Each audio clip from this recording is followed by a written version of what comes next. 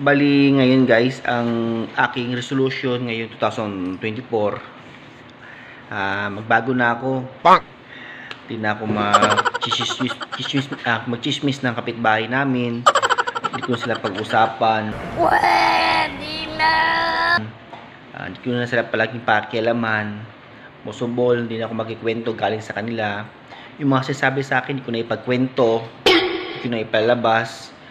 Kung ano man nalaman ko sa kanila, hindi ko na ipagsabi. Pero alam mo, pre, si paring Rocky, hindi siya bagong chicks, pre. Hindi ka namin kichismis sa kapitbahay. Hindi na. Pero yung Sa kapitbahay na lang ng kaibigan mo, kichismis mo. Sa ibang lugar ka na lang may chismis. Pwede. Kaya ang New Year's resolution mo, kapitbahay mo lang. Kapitbahay ko lang pala. Yun ang aking New Year's resolution. Gago!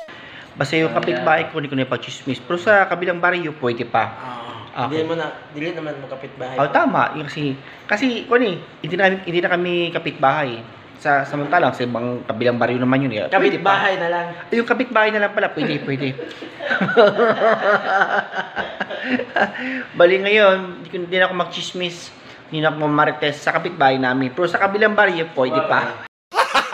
Gago! Yun lang guys.